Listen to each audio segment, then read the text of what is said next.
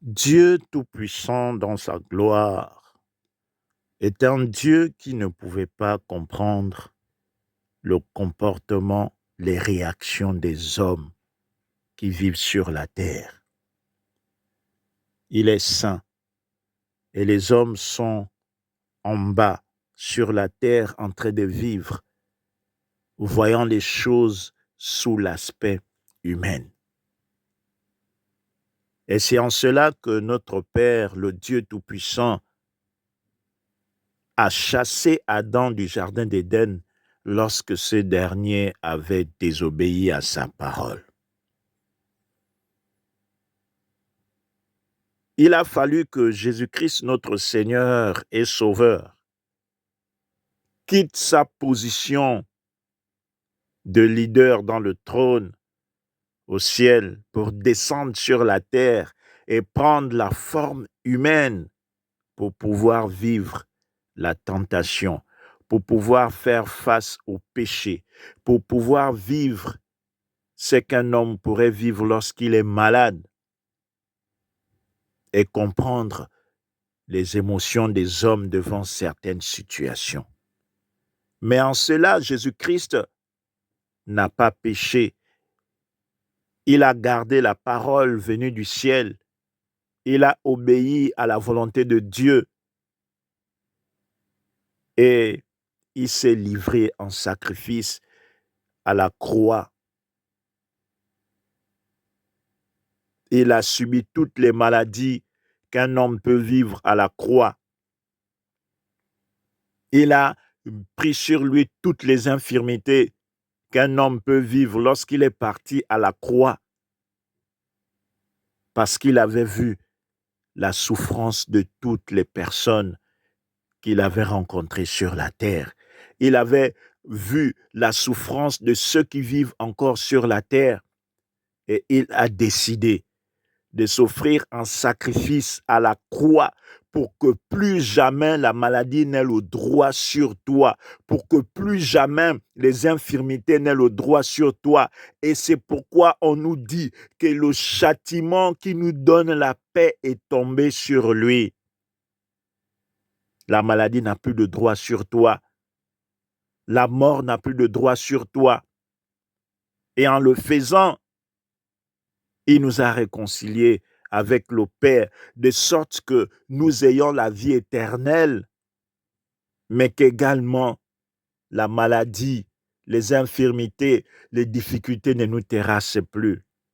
Ce que nous avons à faire, c'est de croire, mettre notre confiance en Jésus-Christ et de nous tourner vers lui, quelles que soient les circonstances, parce qu'il est la solution à tous nos problèmes. Il n'y a pas un problème que Jésus-Christ ne peut pas régler. Il n'y a pas un problème qui puisse être au-dessus du nom de Jésus. Jésus-Christ est le chemin, la vérité et la vie. Et il est fidèle. Il n'abandonne pas ceux qui le cherchent.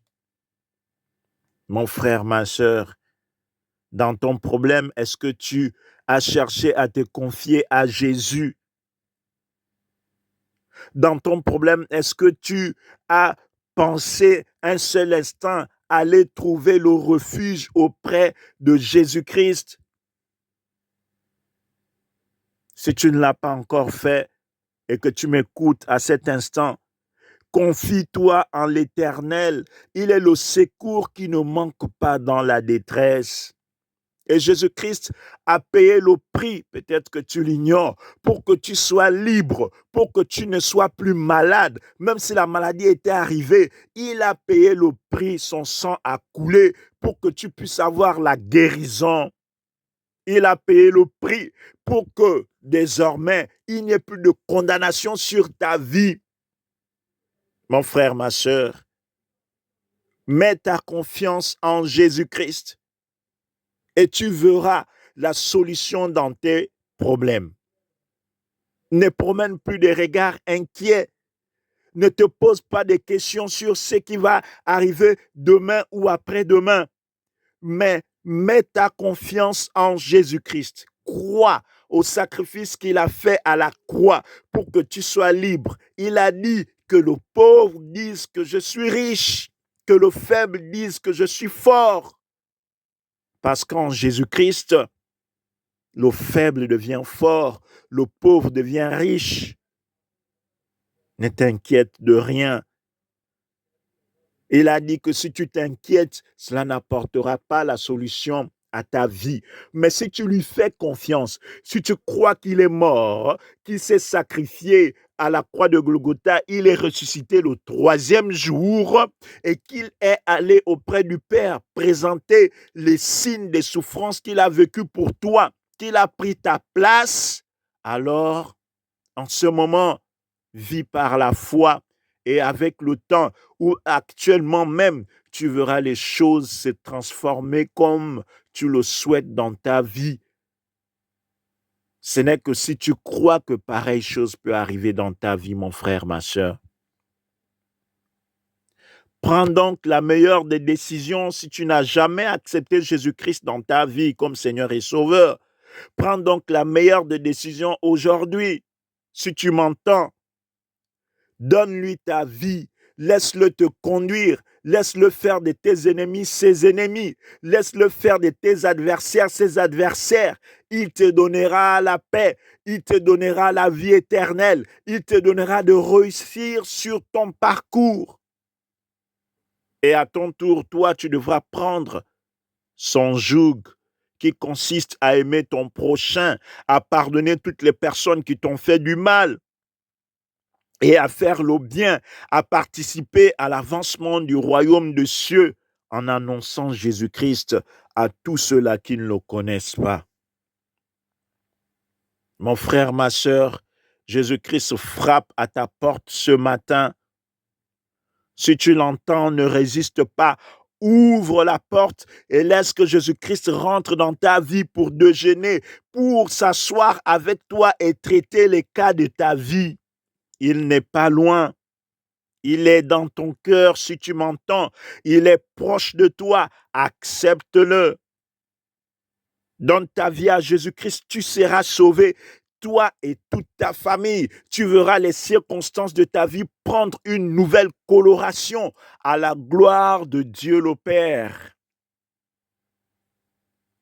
Si tu ne l'as pas encore accepté, veuille me suivre dans cette prière. Père, je te dis merci pour ta parole. Je reconnais que ta parole est la vérité. Aujourd'hui, je reconnais que Jésus-Christ est Seigneur et Sauveur et qu'il est le Fils de Dieu. Père, aujourd'hui, j'ouvre mon cœur au Seigneur Jésus-Christ. Je l'accepte comme Seigneur et Sauveur de ma vie. Je reconnais que Jésus-Christ a donné sa vie à la croix de Golgotha pour la rémission de mes péchés, pour ma guérison et pour que j'aie la vie éternelle.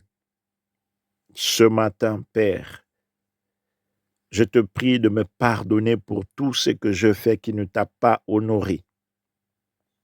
Aie pitié de moi. Purifie-moi avec le sang de ton Fils Jésus-Christ. Conduis-moi par ton Esprit Saint et fais de moi un fils de Dieu. Au nom de Jésus-Christ. Amen. Mon frère, ma sœur, nous croyons que vous êtes devenus enfants de Dieu si vous avez fait cette prière de tout votre cœur. Nous vous conseillons de chercher une église proche de chez vous qui confesse Jésus-Christ en esprit et en vérité. Faites-vous baptiser par immersion d'eau et menez une vie pleine de sanctification. Quant à nous, nous vous disons à très bientôt si Dieu le veut. Que Dieu vous bénisse abondamment.